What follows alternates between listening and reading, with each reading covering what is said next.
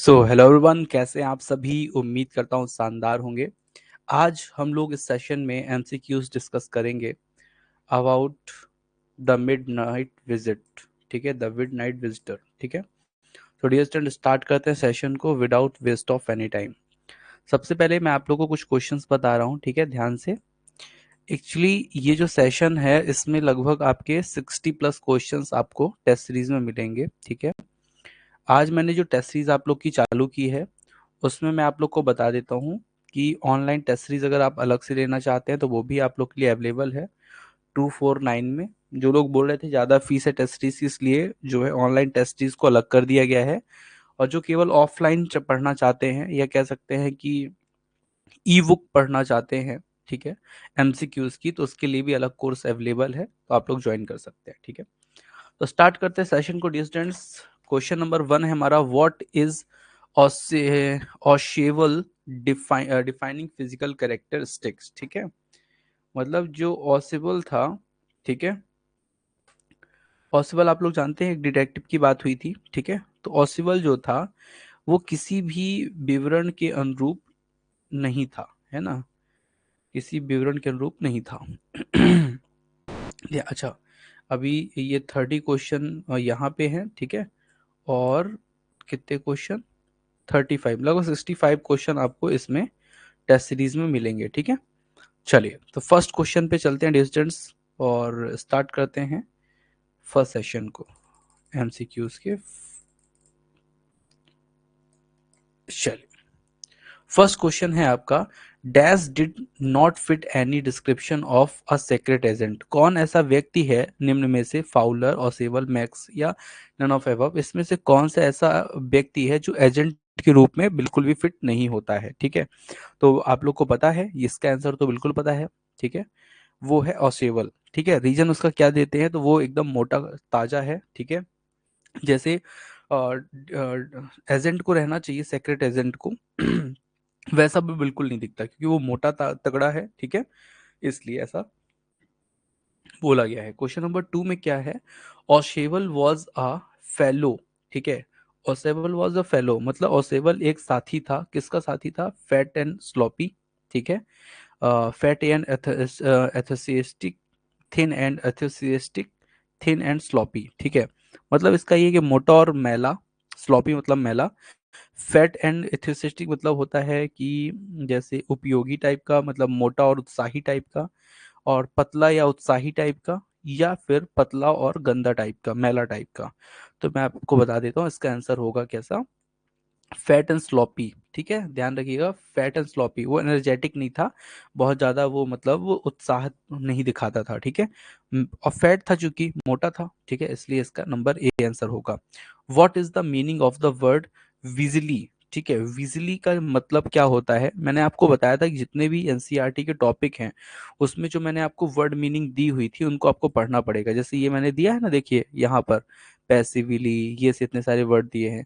इस तरह से आपको डिस्टेंस पढ़ने पड़ेंगे इन क्वेश्चंस को। ठीक है, इसलिए मैं आपको नोट्स बहुत हैवी देता हूँ कि आप लोग बढ़िया से उसको पढ़ लीजिए। ठीक है, तो इनको स्पेलिंग्स जो है उसको आप लोग पढ़ लीजिएगा। ठीक है, क्वेश्चन नंबर 2 की बात करते हैं, हाँ सॉरी 3 की बात करते हैं। What is the meaning of the word Weasley. ठीक है, इसका मतलब होता क्या है। ठीक है, तो मैं आप लोग को बता देता हूँ। सबसे पहली बात तो यहाँ पे जो ऑप्शन दिए हैं उसमें जो फर्स्ट ऑप्शन है, making a sound when you can't breathe easily, मतलब जब आप आसानी से सांस नहीं ले पा रहे हो तो आवाज जो निकलती है ऐसे वाली। ठीक है, या फिर स्नीजिंग वाइल ब्रीथिंग। ठीक है, जब आप क्या करते हो सांस लेते समय छींक देते हो वैसी। या coughing and sneezing while you breathing, मतलब सांस लेते समय खांसना या छींकना। इसमें से क्या होता है, तो मैं आप लोग को बता देता हूँ। जो थ्री थ्री का आंसर है वो होगा 1, making a sound when you can't breathe easily. ठीक है, मतलब जब आप सांस अच्छे से नहीं ले पाते तो जो साउंड निकलता है उसे बोलते हैं वीजिंग। ठीक है, क्वेश्चन नंबर आपका 4th है, वेयर वॉज ओसेबल स्टेइंग। ओसेबल कहाँ रुका हुआ था, फ्लावर्स होम रुका था, फ्रेंच होटल में रुका था, मैक्स होम में रुका था, या फ्रेंच इन में रुका हुआ था। ठीक है, तो क्वेश्चन नंबर 4 का मैं आंसर आपको बता देता हूँ, वो फ्रेंच होटल था, और फ्रेंच होटल की 6वीं मंजिले पर वो क्या था, रुका हुआ था। ठीक है, तो ये क्वेश्चन का आंसर आपका क्या होगा, फ्रेंच होटल। ठीक है, आगे चलते हैं। और जो 6 मंजिल का होटल ही था ये, और ये 6वीं मंजिल में लुका हुआ था सबसे ऊपर। वॉट लैंग्वेज डिड ओसेवल स्पीक, ठीक है, ओसेवल कौन सी लैंग्वेज को क्या करता था, बोल पाता था, ठीक है। तो ये तो आपको पता है, German, French, none of these या बोथ ए एंड बी, ठीक है। तो आप लोग को मैं बता दूं, वो जो है जर्मन भी बोल लेता था, फ्रेंच भी बोल लेता था, ठीक है, तो ए और बी सही है। और उसके अंदर जो अमेरिकन एसेंट था, मतलब अमेरिकन की जो बात होती है ना, तो वो थी, मतलब वो एसेंट उसमें आता था, ठीक है। हर एक जगह का एक अपना वो होता है ना लहजा, वो लहजा उसके में अमेरिकन लहजा दिखाई देता था, ठीक है। बहुत बढ़िया, आप लोग के आंसर आ रहे हैं। Mahendra ji very good, excellent. Ritu जी बहुत बढ़िया। महेंद्र पांडे जी बहुत बढ़िया। निखिल जी बहुत बढ़िया, वेरी गुड, ठीक है। चलिए, तो आप लोग भी आंसर दिया कीजिए, है ना। उमाचरण जी आप बिल्कुल चुपचाप बैठे रहते हैं, कुछ आंसर नहीं करते हैं, ठीक है। वेयर डिड ओसेवल कम फ्रॉम, ओसेवल कहाँ से आया था, पेरिस से आया था, जर्मनी से आया था, बॉस्टन से आया था, ठीक है। तो ये क्वेश्चन आपको मिला होगा, ठीक है, जब आप ओरिजिनल टेक्स्ट पढ़ेंगे ना, तो वहां पे ये चीज मिलेगी। 6 का C, बॉस्टन, ठीक है, तो बॉस्टन से वो आया था, ठीक है, इसलिए उसमें अमेरिकन एसेंट था, ठीक है। ओसेवल हैड एसेंट, ठीक है, उसका एसेंट कहाँ का था, तो अमेरिकन था, ये मैंने जस्ट अभी आप लोग को बताया ही है, ठीक है।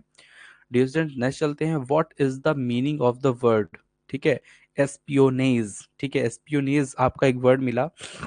मैंने आपको बार बार कहा है कि आप लोग जो ओरिजिनल टेक्स्ट में आप लोग को देता हूँ ना, उस खासकर ये ध्यान रखिएगा, एनसीईआरटी का जो भी टॉपिक है, ठीक है, उसमें अगर आप ध्यान से देखेंगे तो सब में मैंने आपको स्पेलिंग्स अलग से दी हुई हैं, उनको आपको पढ़ना पड़ेगा, ठीक है, एनसीईआरटी के, क्योंकि वहां से कम 5 क्वेश्चन आपके एग्जाम में आएंगे, ठीक है, वर्ड मीनिंग से संबंधित, तो इसको आपको जरूर पढ़ना है, ठीक है।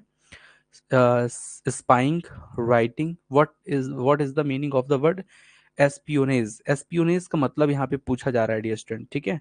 तो स्पाइंग मतलब जासूसी होती है, राइटिंग मतलब लेखन होता है, या फिर 8 नंबर क्वेश्चन है ना, 2 मिनट, 8 नंबर क्वेश्चन है, ठीक। यहाँ पे क्या बोल रहा है, हंट, हंट मतलब होता है शिकार करना या शिकार करना होता है, ठीक है। तो क्या मतलब होता है इसका, या उपरोक्त में से कोई नहीं, तो मैं आप लोग को बता देता हूँ। 8 नंबर का आंसर होगा ए। क्या होगा 8 नंबर का आंसर, ए। ए मतलब क्या, ए मतलब होता है स्पाइंग, ठीक है, स्पाइंग मतलब जासूसी करना, ठीक है। चलिए आगे चलते हैं, नेक्स्ट क्वेश्चन पे चलते हैं। नेक्स्ट क्वेश्चन है, हु इज फॉलर, फॉयलर कौन है, ठीक है। तो इसके बारे में अगर आपने टॉपिक पढ़ा होगा तो आपको पता होगा, ठीक है। सीक्रेट एजेंट तो ये नहीं था, कि था स्पाई था, या पर्सनल इन्वेस्टिगेटर था, या राइटर था। तो आपको ये पता है 9 नंबर का आंसर क्या होना चाहिए, डी। एक वो राइटर था, वो हमेशा कुछ अच्छी चीज देखने की कोशिश करता था, इसलिए वो एजेंट के साथ रहता था, क्योंकि उसको पता है कि स्टोरी वहां से अच्छी मिल जाएगी, ठीक है। How did Fowler feel after meeting Oswald, ठीक है। हाउ डिड फाउलर, फाउलर ने क्या फील किया मिल आफ्टर मीटिंग ओसेवल, ओसेवल के मिलने के बाद, तो उसने कहा यार ये तो बहुत बेकार आदमी है, मुझे लगता है कि कुछ लिखने को नहीं मिलेगा इसके साथ, तो ठीक है। एक्साइटेड, ओवरवीम्ड, ठीक है, डिसपॉइंटेड, या नन ऑफ दीज, ठीक है। तो 10 का आंसर मैं आप लोग को बता देता हूँ, इसका होगा सी, ठीक है, डिसपॉइंटेड। वो निराश हो गया, उसको ये लगा कि यार जिस लिए मैं आया था वो तो इसके साथ हो नहीं रहा, मतलब वो चाहता था कि कोई स्टोरी मिले, और उसको सेवल से वो मिलके लगा कि ये मोटा आदमी, सुस्त आदमी, ये क्या मुझे स्टोरी देगा। लेकिन उसको ये नहीं पता था ये एजेंट है, और बहुत ही जानकार आदमी है, ठीक है, मतलब एजेंट तो पता था, जानकार भी पता था, लेकिन उसको जब मिलने के बाद ये लगा कि स्टोरी नहीं मिलेगी, ठीक है। वॉट इट डिफरेंट अबाउट ओसेवल, ठीक है। तो इसका मतलब क्या हुआ, तो इसका मतलब ये हुआ कि ओसेवल में क्या भिन्नता थी, ओसेवल में क्या भिन्नता थी, ठीक है। क्या भिन्नता थी, क्या डिफरेंस रहा होगा, तो डजेंट लुक लाइक एजेंट, वो एजेंट जैसा नहीं दिखता था। Does get a message slipped by dark eyed beauties, मतलब काली आंख वाली सुंदरियों, लड़कियों द्वारा भेजे गए संदेश नहीं मिलते उससे। Get only a phone call for appointment in his room, नियुक्ति के लिए केवल एक फोन कॉल प्राप्त होता है उसके कमरे में, या उपरोक्त सभी। तो मैं आप लोग को डिस्टेंस बता देता हूँ, इसका आंसर जो होने वाला है 11 नंबर का, बिल्कुल ऑल ऑफ द अबव, तीनों चीजें इसकी, जो सभी चीजें इसकी क्या है, बिल्कुल सही है। ठीक है, मतलब वो लुक लाइक एजेंट जैसा दिखता भी नहीं है। ठीक है, उसको जो है मैसेज भी नहीं मिल रहा था। ठीक है, और नियुक्तियों के लिए केवल एक फोन कॉल उससे क्या हुआ था, प्राप्त हुआ था। ठीक है, तो ये सभी चीजों क्या है, सही है। ठीक है, स्टोरी पढ़ेंगे तो ये चीज आपको समझ में आ जाएगी। What is the meaning of the word slander? ठीक है, स्लैंडर मतलब क्या होता है? देखिए अगेन मैंने कहा कि इस जो स्पेलिंग्स हैं, वर्ड मीनिंग्स हैं, वो आपको पढ़नी पड़ेगी डियर स्टूडेंट्स। ठीक है, तो चलिए, तो स्प्लेंडर मतलब तो आपको पता ही होगा, एक गाड़ी भी आती है स्प्लेंडर। स्प्लेंडर मतलब होता है शानदार। क्या होता है? शानदार, शानदार, जानदार। ठीक है, तो उसका मीन क्या है? वीक मतलब कमजोर, स्लिम मतलब पतला, फैट मतलब मोटा, या नन ऑफ द एबव। तो 12 का आंसर क्या होगा? 12 का आंसर होगा स्लिम। ठीक है, पतला, एनर्जेटिक। ठीक है, स्लेंडर। चलिए स्प्लेंडर, सॉरी स्प्लेंडर नहीं है, स्लेंडर है। ठीक है, स्प्लेंडर आती है गाड़ी, उसका मतलब होता है शानदार। ठीक है, where did Oswald think Max watch? ठीक है, where did Oswald think Max watch? ठीक है, इसका मतलब ये हुआ, ऑसेवल के अनुसार मैक्स कहाँ था? ठीक है, उसके अनुसार कहाँ था? पेरिस में था, बर्लिन में था, या बॉस्टन में था? तो आप लोग को बताना है, क्योंकि मैक्स भी एक क्या था, वो भी एक क्या था, एजेंट था। ठीक है, तो क्वेश्चन नंबर 13 का आंसर होगा बर्लिन। ठीक है, तो जब ऑसेबल मैक्स से मिलता है ना होटल के रूम पे ऊपर, तो बोलता है यार तुम यहाँ पे कैसे मैक्स, तुमको तो बर्लिन में होना चाहिए।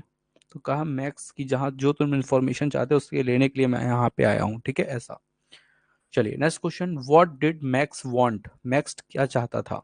ठीक है, तो फ्लोर चाहता था, फोन चाहता था, रिपोर्ट चाहता था, या ऑल ऑफ एबव चाहता था? ठीक है, तो 14 का रिपोर्ट, रिपोर्ट वो जो मिसाइल की रिपोर्ट थी ना, वो ये चाहता था। ठीक है, चलिए क्वेश्चन नंबर 15 है, how did Max claim to have entered Oswald room? ठीक है, तो how did Max claim to have entered Oswald room? ठीक है, मतलब कैसे वो असेवल के रूम में प्रवेश किया, करने का दावा कर रहा था। ठीक है, वे था पास की, किसी पास की के द्वारा, फ्रॉम द बालकनी, या फ्रॉम द सीक्रेट एंट्रेंस, कोई और गुप्त मार्ग जो है उसके द्वारा। तो मैं आप लोग को बता देता हूँ, उसने बताया कि मैं डुप्लीकेट की से या पास की से मैंने क्या किया है, एक्सेस किया है तुम्हारे रूम में। ठीक है, बालकनी से तो फिर वो गिरवा देता है उसको, है ना, मैक्स को। चलिए बहुत बढ़िया। तो डियर स्टूडेंट्स, यहाँ तक ही हम 15 ही क्वेश्चन करेंगे, बाकी आप लोग करेंगे। ठीक है, और मैंने पीडीएफ अपलोड कर दी है। ठीक है, तो यूनिट नंबर 12 में जा करके पूरी पीडीएफ को देखिए, पूरे एमसीक्यूज को सॉल्व कीजिए। ठीक है, डियर स्टूडेंट्स, उन लोगों को मैं बता देता हूँ जो रेवन स्टूड से जुड़ करके टेस्ट सीरीज को सॉल्व करना चाहते हैं। ठीक है, तो मैंने टेस्ट सीरीज को कम रेट में कर दिया है। कम रेट में ऐसे कर दिया है जैसे कि, जैसे मान लीजिए कि ऑनलाइन टेस्ट सीरीज केवल आप लेना चाहते हैं 25 ऑनलाइन टेस्ट, जिसमें आपको 20 यूनिट वाइज टेस्ट और 5 एफएलटी मिलेंगी। तो वो कोर्स मात्र आपको 249 में मिल जाएगा। ठीक है, फिर दूसरा कोर्स एक और मैंने बना दिया है जिसमें केवल आपको पीडीएफ ई बुक मिलेगी। ठीक है, ई बुक लेना चाहते हैं कोई जिसमें एमसीक्यूज पूरे हों, ठीक है, पूरे के पूरे क्या हों, एमसीक्यूज हों, तो ऐसा कोर्स जो है वो मात्र और मात्र आपको कितने मिलेगा, तो वो भी आपको 249 में मिलेगा। ठीक है, मतलब ई बुक अगर लेना चाहते हैं एमसीक्यूज की तो वो मिल जाएगी आपको। ठीक है, टॉपिक वाइज अलग अलग। ठीक है, और चाहे तो आप ऑनलाइन टेस्ट ले सकते हैं, या फिर इन दोनों का कॉम्बो भी है जो आपको 399 में मिल जाएगा। तो आप अगर वो लेना चाहें तो वो भी अवेलेबल है रेवा इंस्टीट्यूट ऐप में। ठीक है, उसके लिए करना क्या है, तो रेवा इंस्टीट्यूट ऐप डाउनलोड कर लीजिए गूगल प्ले स्टोर से, वहां पे ये चीज़ अवेलेबल है। ज्वाइन कीजिए और अपनी पढ़ाई को एक निश्चित दिशा दीजिए। ठीक है, जय हिंद। आज के सेशन में इतना ही। एक होमवर्क आप लोग के लिए है कि अभी मैं एक मैसेज कर रहा हूँ व्हाट्सएप पे, उसे आप लोग सभी लोग देखिए। ठीक है, महेंद्र जी, निखिल जी, उमाचरण जी, ऋतु जी। ठीक है, थैंक यू। आज के सेशन में इतना ही, मिलते हैं कल। जय